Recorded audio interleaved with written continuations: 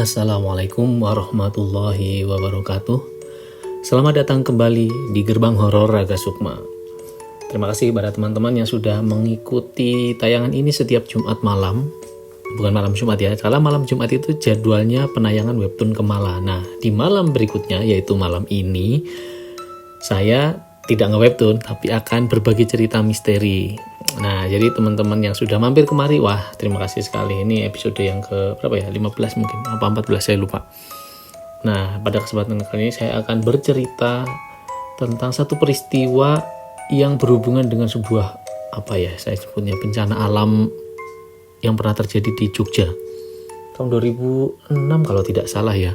Itu ada satu gempa ya, gempa Jogja. Saya harus searching dulu nih, takutnya salah. Bentar ya, saya googling. Gempa Jogja. Ya, tahun 2006 betul.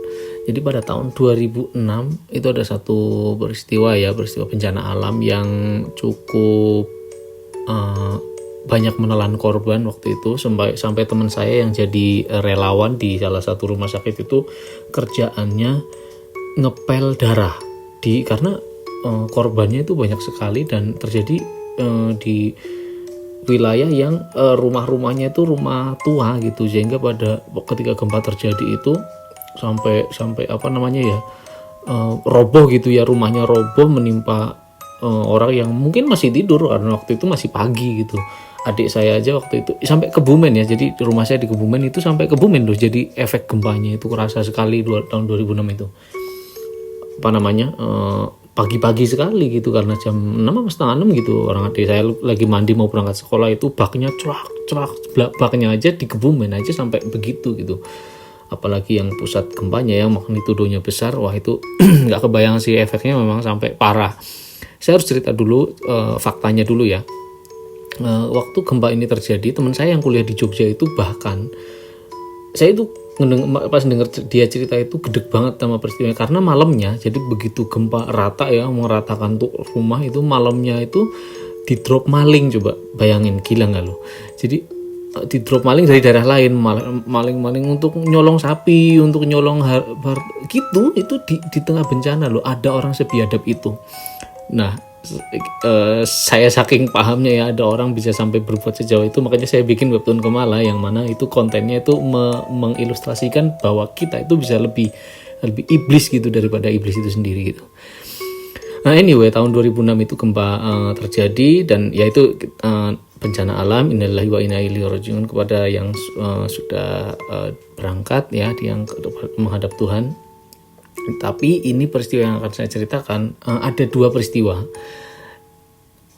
yang mengalami dua orang berbeda, tapi ini berhubungan dengan peristiwa gempa Jogja tahun 2006 yang terjadi satu hari sebelum peristiwa gempa terjadi. Oke, saya akan cerita dulu soal yang pertama itu cerita dari senior ya, dia lebih tua dari saya 1 tahun, Eko namanya. Dia cerita hal yang menarik. Gempa Jogja itu saya lupa tanggal berapa, katakanlah misalnya nih apa namanya, bulan-bulan Meian gitu kan, bulan Mei atau bulan berapa gitu.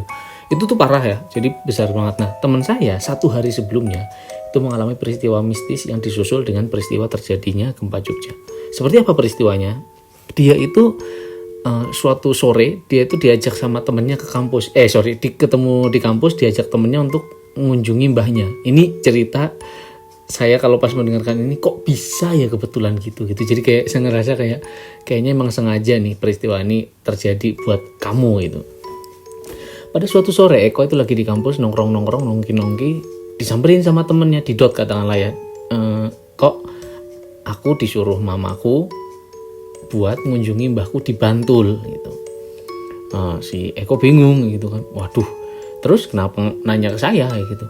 Aku temenin lah, soalnya ternyata Didot ini nggak akrab lah sama mbahnya, dan itu kayaknya bukan mbah langsung, kayak mbah dari siapa gitu, istilahnya kayak mbah jauh lah, suruh mampir, nggak tahu, katanya sih cuma pengen ketemu tiba-tiba. Nah ibuku barusan, kata si Didot, ibuku barusan nyuruh aku kesana gitu, mau nggak kau nemenin gitu. Iya yo gitu, soalnya ya besok berangkat besok berangkat ini lagi lah, apa namanya, bareng lah ke Jogja lagi, tak antar gitu. Ya wes, ayolah, kalau emang itu nginep semalam, soalnya dia pasti akan blank, nggak akan bisa ngobrol gitu karena saudara jauh mungkin tapi mbah manggilnya saya nggak tahu ya, ini mbah apa maksudnya. Akhirnya berangkat lah si Didot sama Eko, berangkat ke Bantul dari Jogja ya 1 jam 2 jam, agak ke selatan soalnya. Udah sampai sana ternyata emang Benjing itu apa ya, tempat yang terpencil lah gitu. Jadi jauh di situ gitu, jadi desa-desa. Tidak ada pretensi apa-apa, tidak ada prasangka apa-apa. Ini peristiwa yang kunjungan yang biasa aja. Eko tidak merasa aneh, si Didot ya biasa aja gitu, ya cuma canggung aja ini bakal ketemu orang yang mungkin lama nggak ditemui gitu. Tapi emang pernah ketemu si Didot, ketemu disambut langsung, waduh alhamdulillah udah sampai gitu-gitu.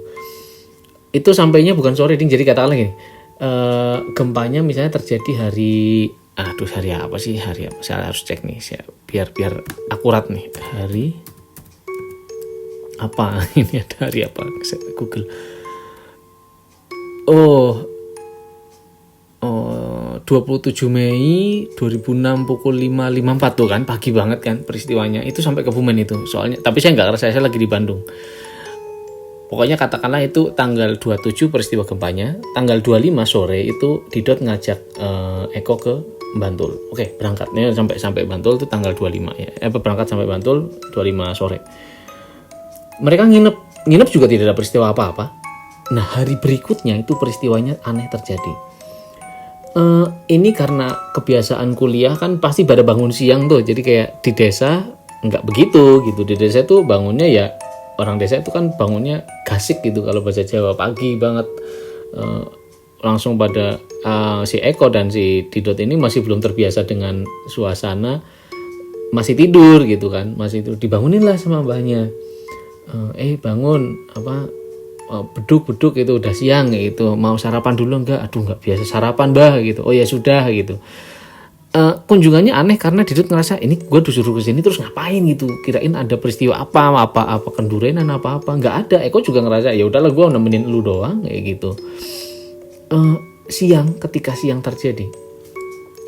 Ketika menjelang siang mereka bangun, itu rumah kosong kan, dibangunnya kayak pagi tapi pada nolak gitu, terus tidur lagi mereka.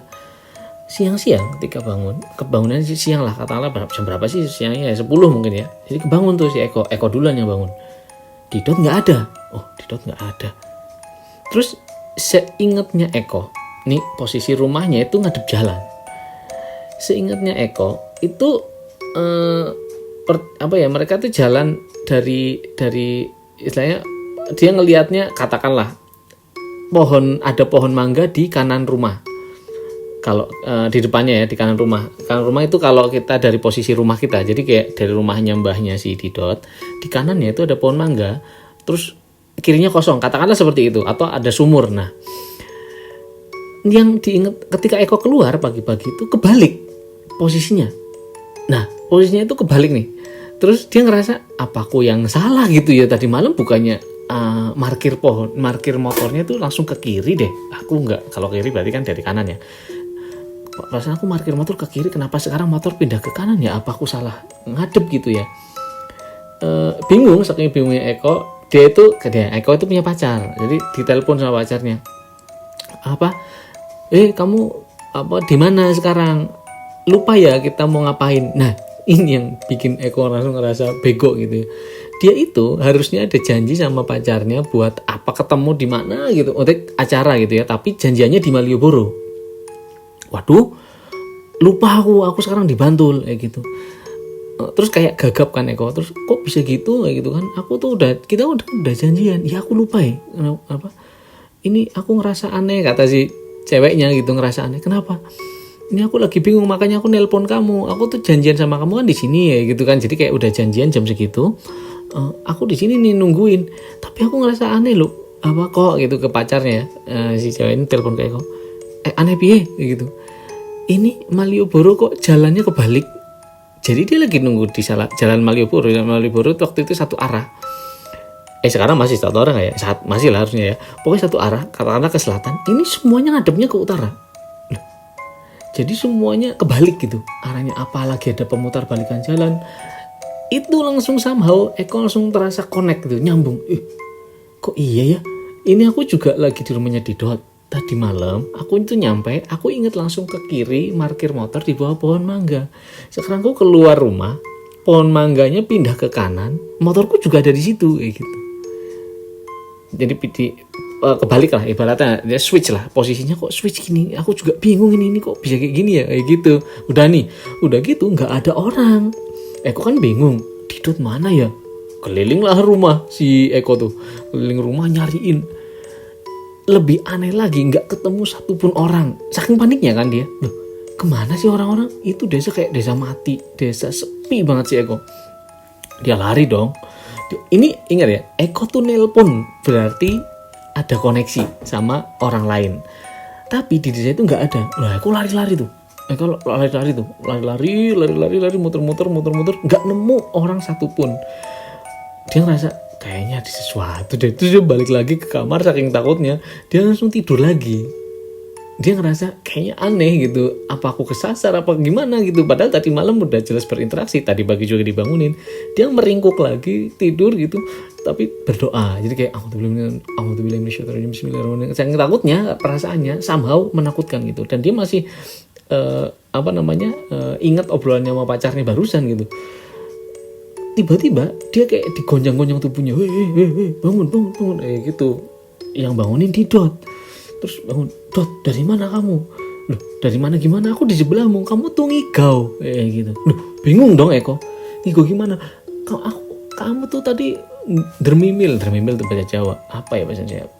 Bergumam tapi tidak jelas mumble gitu. Jadi kayak gremeng gitu ngomong apa. Kamu kok manggil pacarmu gitu, kayak ngobrol sama pacarmu. Loh, aku emang nelpon pacarku kayak gitu. Aku emang nelpon siapa lah, misalnya Listi pacarnya. Aku emang nelpon Listi tadi. Aku nelpon ke depan aku cariin orang, nggak ada orang. Kamu nggak kemana-mana kok. Kamu tadi tidur di sampingku. Kamu terus mengigau kayak orang kesurupan gitu. Lari, kakimu kejol itu apa ya, menghentak-hentak sambil tidur gitu. Loh, sumpah tadi aku keluar, udah gitu jalanan tuh kebalik. Aku nelpon Listi, dia bilang di Malioboro juga jalanannya kebalik kayak gitu. Nelpon apa, orang kamu tidur kayak gitu kan. Saking nggak percayanya Eko tuh ngecek HP, nggak ada panggilan keluar, nggak ada panggilan masuk atau panggilan keluar, nggak ada yang nelpon gitu. Loh, nggak, sumpah tadi aku telepon Listi sekarang. Terus ditelepon lah Listi, nelpon pas lagi mau nelpon. Aduh, aku merinding kalau cerita ini nih. Jadi pas baru mau nelpon, teleponnya Eko nyala sendiri. Listi lagi nelpon persis pada saat Eko mau nelpon. Diangkat. Dan isi teleponan itu persis sama seperti yang tadi Eko di dalam mimpi. Jadi cuman beda kali ya. Jadi kayak lebih, kamu di mana gitu kan. Loh, kenapa kok kayak panik gitu loh. Aku di Bantul. Sorry aku lupa ya, kita janjian. Iya, aku tungguin. Kok ini Listi belum ngomong ya. Eko terus ngomong gini, kamu di Malioboro lihat jalanan kebalik nggak? Terus Listi langsung ngerasa, kok kamu tahu kayak gitu? Ini aku takut, kamu masuk deh. Ternyata Listi nggak sendirian. Jadi katanya di sekitar dia, ini peristiwanya dibicarakan setelah nanti ya, agak jauh ya, pas lagi ngumpul. Dulu waktu nelpon, itu dulu maksudnya peristiwa hari itu nggak sendirian. Jadi Listi tuh ngerasa orang-orang sebelah itu ngelihat depan juga pada bingung, kok madep ke sini, terus pada masuk mall lagi. Ada mall apa sih di Malioboro, pokoknya dia keluar mall, nungguin di depan mall, terus masuk lagi, saking bingung ya gitu. Jadi ada semacam peristiwa disorientasi yang tadi Eko dalam mimpi, yang ini fakta gitu. Jadi kayak Eko melihat itu dalam mimpi, ada gambaran mistis. Nah, itu doang peristiwa yang Eko alami. Oke, ini sampai sini doang. Ini peristiwanya memang cuma itu. Saya akan bercerita satunya lagi yang ternyata terkoneksi. Saya mau cerita fakta, nggak tahu. Saya cuma dikasih tahu sama orang yang cerita ini. Dia itu bapaknya Pak Lurah yang menjabat zaman tahun berapa gitu. Jadi udah pensiun, udah nggak menjabat lagi, dipanggilnya Pak Manten. Nah, ini anaknya nih, anak paling terakhir lah. Ceritalah sama saya. Dulu katanya gini, waktu besoknya mau gempa Jogja itu ibuku didatengin tamu aneh. Nah, saya nggak tahu ini asal konfirmasi, tapi menurut si teman saya ini, anaknya Lurah ini, dia cerita, sebut saja namanya Budi, gitu ya. Si Budi ini cerita, katanya Mataram itu pada saat ya sekarang udah kepecah jadi Solo sama Jogja gitu ya kalau tidak salah, jadi Surakarta sama Kartosuro sama Yogyakarta gitu. Tapi dulunya itu Mataram. Mataram itu dulu punya wilayah-wilayah persemakmuran. Persemakmuran itu apa ya, kayak istilahnya persemakmuran kali ya. Pokoknya ada satu wilayah yang disebut kayak wilayah persemakmuran gitu. Disebut tapi desa, bentuknya desa. Dan itu ada di titik-titik tertentu, ada desa-desa tertentu yang disebut sebagai wilayah persemakmuran. Jogja apa Mataram gitu loh, pokoknya nyambung lah ke situ. Yang nanti kalau ada peristiwa besar terjadi di kota Jogja atau Mataram, itu terjadi juga di desa itu. Mungkin tidak terjadi hal yang sama, tapi ada tanda-tandanya, gitulah kira-kira. Saya lupa nama desanya apa, tapi nama desanya sama semua. Katakanlah saya ingatnya apa Keradenan atau apa. Jadi di satu kecamatan tuh pasti ada satu desa namanya Keradenan gitu, katakanlah. Keradenan apa Kerajaan, saya lupa, desa harus cari tahu. Pokoknya pada nama desa itu ya. Kalau ada sesuatu yang akan terjadi, sesuatu yang besar tentunya, sesuatu yang mistik tentunya ya, yang berhubungan dengan mistik maksudnya, terjadi di pusat kotanya, itu ada tanda-tanda di desa itu. Nah, saya mau cerita apa yang terjadi di desanya si Budi dari sudut pandang ibunya Budi, karena ibunya Budi itu Bu Mantan Lurah, mantan Bu Mantan dipanggilnya. Oke. Di malam malam sebelum peristiwa gempa terjadi, itu desa, saya sebut Keradenan aja ya. Desa Keradenan tuh begitu sunyi dan tidak seperti biasanya. Ada orang yang jaga di gardu jaga itu lagi patrol gitu ya, main catur gitu. Ada kan di desa suka ada gardu yang buat dijaga kalau siskamling. Nah, ada satu orang nungguin temennya, sebut saja Pak Jiwo. Nah, Pak Jiwo ini lagi nunggu temennya. Dia mau main catur. Alah, ini masih sore kok, masih jam 8 gitu-gitu loh. Belum malam, tapi sepi sekali pada saat itu. Pak Jiwo lagi nungguin temennya lagi mau main catur. Dia ngedengar suara ini, delman, kloning, tahu kan delman? Aduh, zaman sekarang udah tahu delman kayak. Jadi delman itu suka ada bukan gantungan, loncengnya gitu. Kalau berlari kudanya, si delmannya itu kayak ada suara kloning gitu. Jadi ada kayak semacam mirip kloningan sapi tapi sedikit berbeda bunyinya. Nah, dia mendengar suara itu dan suara derap kuda. Dia lagi di situ, lagi nungguin temannya di gardu. Terus dia ngelihat objek sumber suara. Ada kereta kuda. Kalau delman di Kebumen itu, ini masih dekat, ini masih satu kabupaten sama saya ya, si Budi ini ya. Kalau di Kebumen itu kecil gitu bentuknya delmannya. Ini besar dan megah, mewah sekali. Berlari melintasi desa di hadapan Pak Jiwo ini. Dia bingung. Loh, itu apa? Dan berpendar itu apa? Glowing, menyala.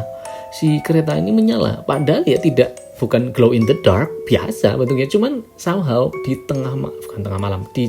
malam itu dia ngerasa kayak lebih bersinar aja nih bentuknya. Ada kudanya putih, delmannya berlari gitu, tapi nggak ada supirnya, nggak ada kusirnya, nggak ada penumpang, sendirian kuda dan delman besar, kereta kencana gitu, lari. Bingung Pak Jiwo. Saking bingungnya dia saking penasarannya dia mengikuti si kereta kencana itu, lari dong dia. Ngikutin kemana ya tadi. Terus dia ngeliat, itu tuh yang karena sosoknya menghilang dan kadang muncul, dia mengikuti sumber suara. Diikutin terus sama Pak Jiwo. Dia ya nggak takut lagi ibaratnya. Ditungguin gitu, ternyata berhenti di rumahnya si Budi ini. Cuman si Budi waktu itu, Budi nggak ada di ini ya. Budi itu kuliah di Jogja. Jadi Budi itu nggak ada di situ, nggak ada di lokasi, nggak ada di rumahnya maksudnya. Berhenti di rumahnya Pak Manten. Berhenti. Kok berhenti di situ gitu. Ngumpet si Pak Jiwo ini di semak-semak. Siapa ya? Kok ada kereta kencana nggak ada supirnya, berhenti di situ gitu. Peristiwa berikutnya langsung berpindah, angle-nya saya pindah ke ibunya Budi ya, Bu Manten. Bu Manten tuh aku udah mau tidur. Ini ngomongin desa yang jam 8 udah sepi gitu, jam 8 jam 9 lah. Diduduk duk. Enggak ada salam, enggak ada apa, duk. Biasanya kalau di desa orang bertamu itu minimal ngucapin salam lah. Kalau malam lirih paling tidak. Tapi ini enggak ada duk. Siapa ya? Bu Manten disturb gitu ya, merasa terganggu. Dia langsung ke depan. Rumahnya Bu Manten itu besar. Rumahnya lurah tuh biasanya besar-besar. Dibuka, kaget dia. dia ngelihat ada laki-laki pakai sorban putih semuanya, bawa tongkat. Di belakangnya ada kereta kencana, ya yang dilihat angle-nya Bu Manten ya. Ada kusirnya, orang disebutin deskripsinya pakai base cap, pakai ikat hitam gitu, kumisan ya standar supir delman gitu loh. Bapak ini ngomong tiba-tiba, tua ya ini bapak yang pakai sorban ini. Kok nggak nyiapin sajen gitu, nggak ngomong salam, kok nggak nyiapin sajennya gitu. Bingung dong Bu Manten, sajen apa ya Pak gitu. Anda siapa gitu? Apa bapaknya nggak ngasih tahu gitu? Bapaknya ini maksudnya suaminya Bu Manten, Pak Manten. Cuman kan karena nah ini saya harus ceritakan. Jadi Budi cerita kayaknya bapaknya dia itu tahu tentang ritual jika terjadi ada tanda-tanda sesuatu gitu, harusnya ngasih sajen atau apa, saya lupa lah apa sajen atau jimat, aduh saya nggak ngerti lah, persembahan lah ya, di sumur belakang. Nah bingung dong Bu Manten karena ternyata informasi itu tidak diturunkan kepada istrinya ataupun anaknya, dan kalaupun ke anaknya nggak ada gitu. Jadi bingung istrinya, saya nggak tahu maksudnya apa gitu. Oh ya sudah kalau lupa, terus pergi. Si bapak itu balik, si kakek-kakek ini balik naik kereta kencana, terus ya udah putar balik, terus pergi menghilang. Udah bingung dong Bu Manten, aku ngimpi ya bagaimana gitu. Oke, ini dari angle-nya Bu Manten. Yang dari angle-nya Pak Jiwo ini yang serem. Jadi Pak Jiwo itu kan merasa, Pak Jiwo yang dari angle-nya Pak Jiwo, dia ngelihat si kereta kencana itu diem, terus Bu Manten keluar ngobrol sendiri. Jadi Pak Manten itu nggak bisa lihat. Pak Jiwo ini nggak bisa lihat Bu Manten ngobrol sendiri. Terus Pak Jiwo kan saking takutnya, dia ngerasa kayaknya ini pembicaraan tingkat tinggi. Dia lari ke gerdu, terus ini tadi kan rasa penasaran, sekarang udah mulai takut. Terus dia ini loh kerukupan sarung, berselimutkan sarung saking takutnya dia takut, nggak berani pulang, malah nungguin. Dia masih punya harapan temennya datang buat main catur, buat paling tidak menemani dia kalau ada sesuatu gitu. Dari sela-sela sarung, nah ini yang bego nih, harusnya dia kan pulang aja ya, dia nggak mau nih, dia malah bapak-bapak ini malah nungguin gitu di gardu gitu. Kereta kuda kencana itu balik. Tapi kalau tadi dari angle-nya Bu Manten itu putar balik, ini enggak. Ini reverse tuh mundur. Tayangan video yang tadi pas lewat di depannya Pak Jiwo, ini diputar mundur. Jadi kereta kudanya itu tidak berjalan mundur. Kereta kencana dulu, terus kudanya mundur reverse, kayak video di reverse, lari ke belakang, udah kayak gitu. Nah itu peristiwa itu tidak diketahui, ini misterius, baik yang dialami Eko maupun dialami oleh Bu Manten. Besoknya terjadi gempa. Itu yang ini tidak ada hantunya, tidak ada tidak ada penampakannya, ya cuma penampakan itu. Tapi di beberapa peristiwa memang kalau ada sesuatu bencana alam itu pasti ada tanda-tandanya, dan kadang-kadang berefek ya, terjadi persilangan dimensi antara dunia astral dengan dunia manusia. Itu sih yang bisa saya sampaikan. Sederhana sih cerita ini, karena nanti saya akan ceritakan yang lebih seru lagi, tapi ini mumpung keingetan. Oke. Terima kasih teman-teman sudah menyimak, dan jangan lupa saksikan terus Webtoon Kemalah. Ini udah adzan maghrib, saya rekamannya maghrib. Assalamualaikum warahmatullahi wabarakatuh.